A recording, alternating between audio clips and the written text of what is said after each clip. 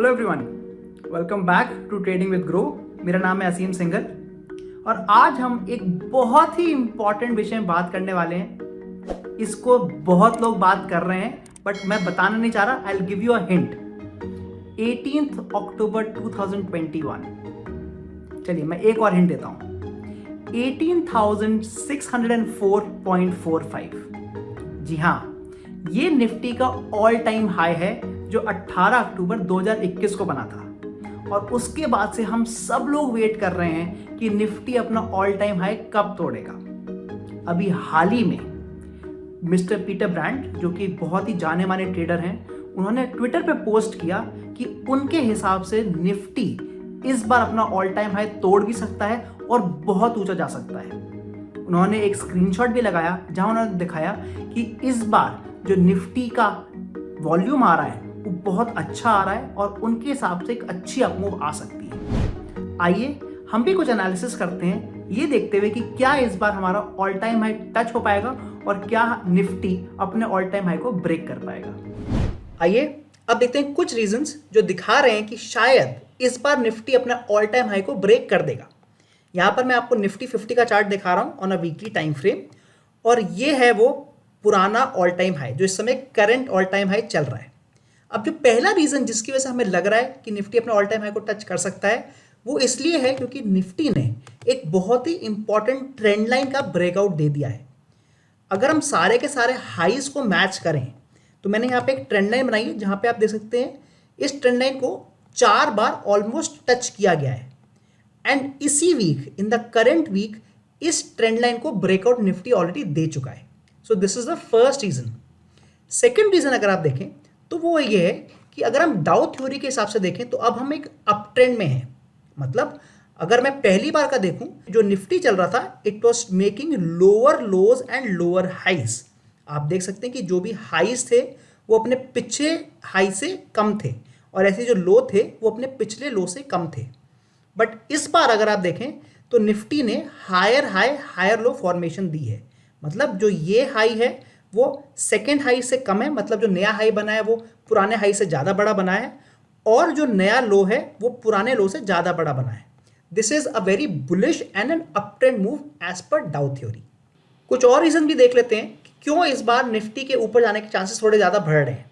Let us go back in time a little bit. मैं थोड़ा पहले जा रहा हूँ एंड जो उससे पहले निफ्टी ने अपना ऑल टाइम हाई बनाया था, लेट मी शो यू, वो यहाँ से ऊपर चलते हुए यहाँ तक पहुँचा था निफ्टी ऑलमोस्ट एट 11,171 लेवल, जहाँ से उसको एक मेजर पुल बैक मिला था। अब यहाँ पर आप देखें जब निफ्टी इस एरिया में था तो इसने एक बार, 2 बार, 3 बार, मतलब ऑलमोस्ट कम थोड़ी स्पेस में 4 बार इसने अपने हाई बनाए थे। उसके बाद ऑब्वियसली ये एक 2020 का क्रैश आया था and for the 5th time जब इसने 5th टाइम इसी लेवल पे करीब 12,500 के लेवल पे जब वो आया था तो इसने एक अप मूव देने में it was possible for Nifty और इसने अपने पिछले 4 हाइज को ब्रेक किया था। ऐसे ही सिमिलर स्ट्रक्चर हमें इस बार भी दिख रहा है। So let us see that. अगर आप देखें निफ्टी इस बार भी 4 बार अपने हाइज के आसपास आ चुका है। Let me show that to you. Once, twice, 3 times and 4 times and again इस बार ये 5th टाइम फिर से ट्राई कर रहा है अपना हाई तोड़ने का एंड चांसेस ये कि इस बार ये तोड़ देगा।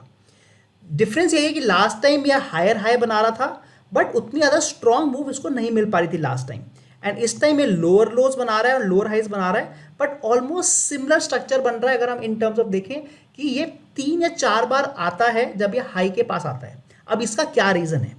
जब एक बार निफ्टी ऊपर जाता है और उसको फर्स्ट टाइम रेजिस्टेंस मिलता है, मतलब यहाँ पर जब उसको फर्स्ट टाइम रेजिस्टेंस मिला तो यहाँ पर काफ़ी सेलर्स थे, there were a lot of sellers, तो उन्होंने निफ्टी को नीचे भेजा।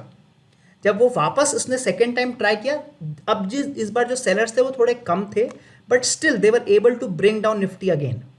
थर्ड टाइम फिर जब ऊपर गया, अब जो वहाँ पे बियर्स हैं वो कम होते जा रहे हैं but still they were able to send Nifty back again.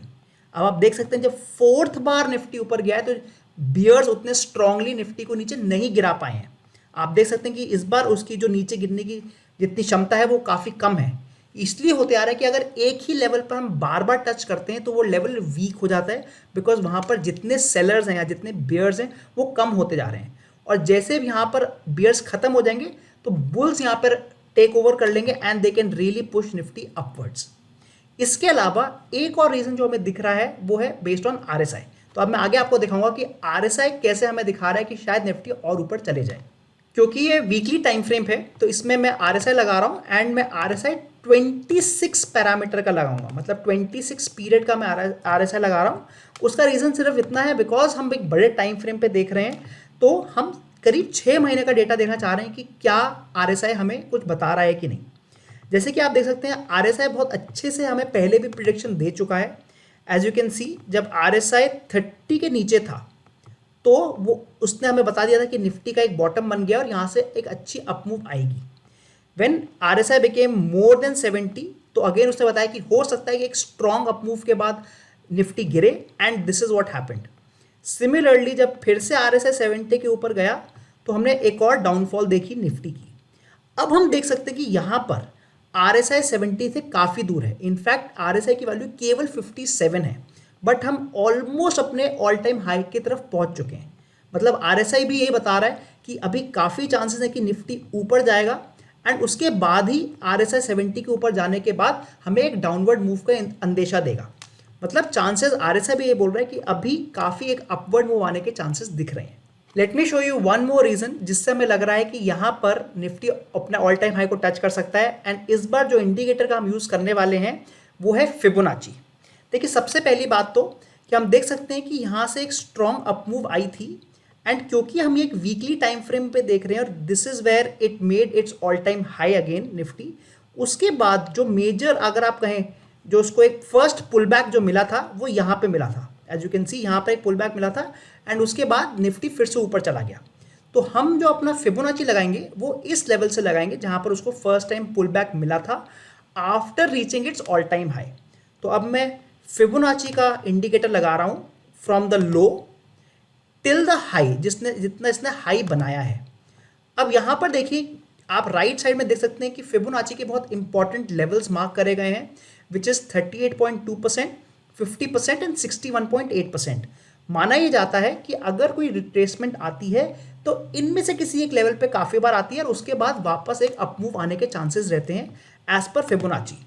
अब आप देख सकते हैं कि जब फर्स्ट टाइम रिट्रेसमेंट आई तो एग्जैक्टली फ्रॉम 38.2% से ये वापस ऊपर चला गया। जब सेकेंड टाइम रिट्रेसमेंट आई तो एग्जैक्टली फ्रॉम 50% से ये ऊपर चला गया, एंड जब थर्ड टाइम जो रिट्रेसमेंट आई है वो एग्जैक्टली अगेन फ्रॉम 61.8% से ये ऊपर चला गया है।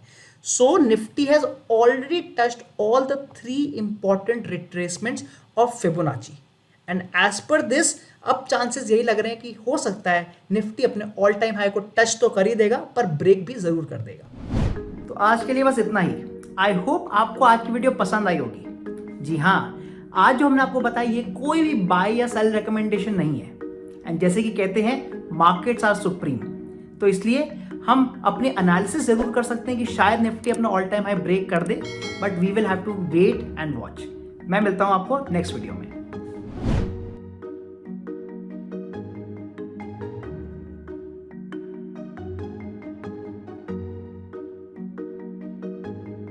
Investment in securities market are subject to market risks. Read all the related documents carefully before investing. Please read the risk disclosure documents carefully before investing in equity shares, derivatives, mutual fund, and or other instruments traded on the stock exchanges.